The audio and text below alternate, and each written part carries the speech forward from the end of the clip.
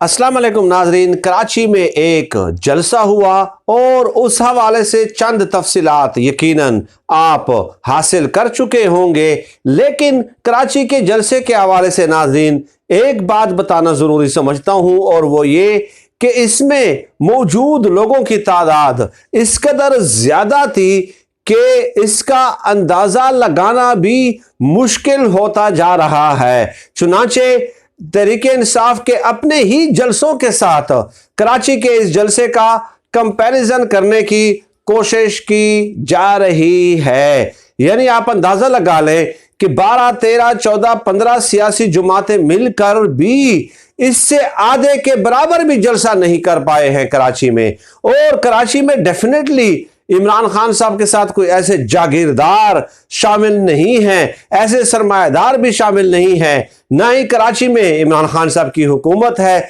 लेकिन उसके बावजूद भी इस कदर जमे गफीर का उमड़ आना यकीनन उन लोगों के लिए सवाल है, उन लोगों के लिए लम्हा फिक्रिया है जिन्होंने इमरान खान साहब को निकाला है। चुनाचे नाजरीन ये भी बता दूं कि डेरा इस्माइल खान में भी बड़ी स्क्रीन नस्ब की गई थी, और इसके अलावा 20 के करीब शहरों में बड़ी स्क्रीन नस्ब की गई, और उन स्क्रीन पे ये जलसा जो है दिखाया गया, और इमरान खान साहब की तकरीर जो है तकरीबन 20 शहरों में सुनी गई है। और नाज़रीन एक बात जो आजकल कुछ लोग होते हैं कि जैसे ही जलसा शुरू होता है तो वो ड्रोन दिखाते हैं और उस हवाले से फिर तबसरे और तज्जिए करते हुए नजर आते हैं कि जनाब तादाद कितनी है। तो मैं आपको बताऊं कि मैं खुद मीडिया का चूंकि हिस्सा रहा हूं, इसलिए ये बड़े पुराने हरबे हैं। होता क्या है कि जलसा जब शुरू होता है उस वक्त के शॉट्स ले लिए जाते हैं, और इसके अलावा जब जलसा उरूज पे होता है उस वक्त के शॉट्स ले लिए जाते हैं, और इसके अलावा जब जलसा खत्म हो जाता है तो बहुत सारी जगह डेफिनेटली खाली हो जाती हैं, तो उस वक्त के शॉट्स भी ले लिए जाते हैं। चुनाचे साफ्ती बददियानती कहाँ पे की जाती है, एडिटिंग कहाँ पे की जाती है। आजकल तो एडिटिंग का जमाना है ना भाई। आप यकीन करें कि टीवी चैनल्स में तो छोड़ दें, मैं एक मोबाइल के जरिए भी ये एडिटिंग आपको करके दे सकता हूँ। मोबाइल के जरिए भी वो कैसे कि ऑडियो और वीडियो जो है ना वो मिक्सिंग कर लेते हैं, लैप्स हो जाते हैं, ओवरलैप हो जाते हैं। जलसा जब शुरू है उस वक्त के उस वक्त के शॉट्स दिखाए जाते हैं, जब खत्म है उस वक्त के, और दोनों को जो है वो मिक्स करके एडिट करके ऐसे दिखाया जाता है कि देखिए जी जलसा उरूज पे है, ये जगह खाली है, ये जगह भरी हुई है। तो ये एक टेक्निक है जो दिखाई जाती है जिसमें जियो टीवी बहुत ज्यादा महारत रखता है, और ये 5 मिनट का काम है ये ओवरलैपिंग करना और ये मिक्सिंग करना, ये खुद भी मैं जानता हूं। चुनाचे जलसे को नाकाम बनाने के लिए, नाकाम दिखाने के लिए ये हरबे टीवी चैनल्स की तरफ से इस्तेमाल किए जाते हैं। तो ये अपने दिल को तिफल तसलिया देने के मुतरादिफ है। हकीकत ये है कि इमरान खान साहब पहले से बहुत ज्यादा मकबूल हो चुके हैं। अब नाज़रीन आ जाते हैं जो वीडियो का थंबनेल आप देख रहे हैं उस हवाले से बात करते हैं। एक तो इमरान खान साहब ने अपनी तकरीर में डेफिनेटली इशारों में आजकल बात कर रहे हैं और समझाने की कोशिश कर रहे हैं मुख्तलिफ हलकों को, मुख्तलिफ तबकात को। उसके बाद डेफिनेटली ग्रेजुअली इमरान खान साहब आगे बढ़ते रहेंगे। चुनाचे एक तो इमरान खान साहब ने इस शुबे का इजहार भी किया कि फॉरेन फंडिंग केस के हवाले से मुझे हटाने की कोशिश की जाएगी। दूसरा यह कि सवाल किया कि मैं हुकूमत में था, मैं वजीर आजम था, तो अमेरिका ने धमकी दी कि इसको हटाया जाए, तो वो धमकी आखिर किसको दी। तो इमरान खान साहब के इस सवाल में समझने वालों के लिए काफी इशारे मौजूद हैं, और इमरान खान साहब उन्हीं लोगों को इशारे देना चाह रहे हैं, ठीक है, और वो खुद समझ भी गए होंगे कि इमरान खान साहब क्या कहना चाह रहे हैं। इसके अलावा डेफिनेटली पाक फौज के कुर्बानियों की भी उन्होंने तारीफ की, जो शहादतें हुई, जो जानों का नजराना पेश किया दहशतगर्दी के खिलाफ जंग में, वो भी की। लेकिन इशारों और किरायों में चंद ऐसे सवालात उठाए जिनका मुखातिब पाक फौज थी, एस्टेब्लिशमेंट थी डेफिनेटली, और इमरान खान साहब वज़ीर आज़म रहे हैं, बहुत सारे राजों के अमीन होंगे। डेफिनेटली वो अभी खुलकर बात नहीं करना चाह रहे, लेकिन आहिस्ता आहिस्ता उनको तैयार कर रहे हैं। अब इमरान खान साहब की बढ़ती हुई मकबूलियत को देखकर इमरान खान साहब के खिलाफ एक बंद फाइल खोल दी गई है, और वो बंद फाइल नाजरीन ये है कि देखें तहरीके इंसाफ के जितने एमएनएज थे वगैरह 135 के करीब इस्तीफे आ चुके हैं। तो वो जो कायम मकाम डिप्टी स्पीकर थे उन्होंने तहरीक इंसाफ के इस्तीफे मंजूर कर लिए थे।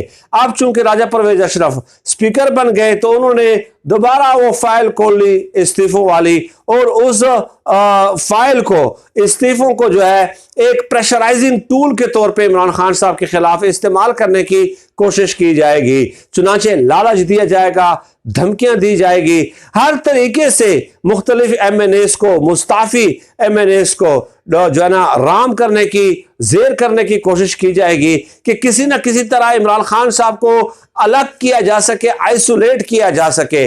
डेफिनेटली अगर 25-30 ऐसे MNAs को भी वो साथ मिला लेते हैं जो कहें कि हाँ जी हम इस्तीफा नहीं दे रहे, अपनी मर्जी से नहीं दे रहे, तो ये उन लोगों के लिए कामयाबी इसलिए भी होगी कि वो समझेंगे कि इमरान खान साहब के खिलाफ एक किस्म की ये बगावत हो गई है, वो इसलिए भी उनके लिए कामयाबी होगी। तो अब ये जो है एक चीज तय हो चुकी है, लेकिन अब MNAs को कॉल की जाएगी कि आप आए, किसी को डराया जाएगा, किसी को ओहदे का लालच दिया जाएगा, किसी को पैसों का लालच दिया जाएगा, तो मुख्तलिफ जो है ना ऑप्शंस इस्तेमाल किए जाएंगे और इमरान खान साहब को अलग करने के लिए, आइसोलेट करने के लिए ये फाइल खोल दी गई है। दूसरी तरफ नाज़रीन मैं बता दूं कि इमरान खान साहब ने कल जो जलसा में तकरीर की उसमें एक बार फिर सुप्रीम कोर्ट से सवाल पूछा कि मुझे इस सवाल का जवाब बाहर सूरत चाहिए कि रात को 12 बजे अदालत क्यों खुली थी। अब ये चीज इमरान खान साहब छोड़ने वाले नहीं हैं, ये तो तय हो गया। इमरान खान साहब अपने इलेक्शन कैंपेन में भी अब इस चीज को नहीं छोड़ने वाले, अब इस चीज को नहीं बख्शने वाले।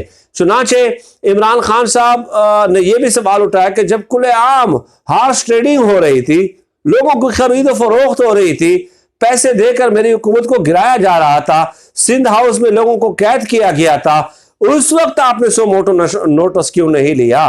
वो मुनहरिफ अराकीन जो 41 दिन से अपने घरों में नहीं गए अभी तक, ये आपको पता है, 41 दिन से वो अपने हलकों में नहीं जा रहे, लोटों से इस्तेकबाल करने की तैयारियां की जा रही है, लोटों से उन लोगों का, ठीक है, जो राजा रियाज और दूसरे जो जमीर फरोश हैं, मैं उनकी बात कर रहा हूं ना, ये गंदे लोग सियासत में।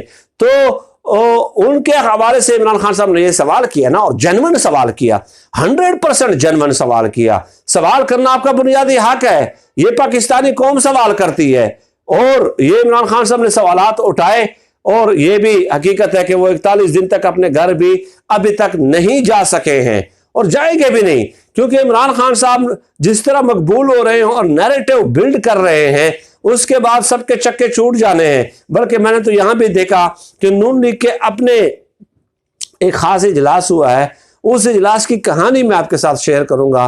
इंतहाई इंटरेस्टिंग है नाजरीन, इंतहाई इंटरेस्टिंग कि कैसे इमरान खान साहब की मकबूलियत को अब हम कम करें और इतने बड़े जलसे हम कैसे कर लें, इस बात पे गौर व खौस किया जा रहा है। और ये भी कि 12 की जमातों ने तो हाथ खड़े कर दिए कि हमारी मौजूदगी में इतने बड़े जलसे नहीं हो सकते।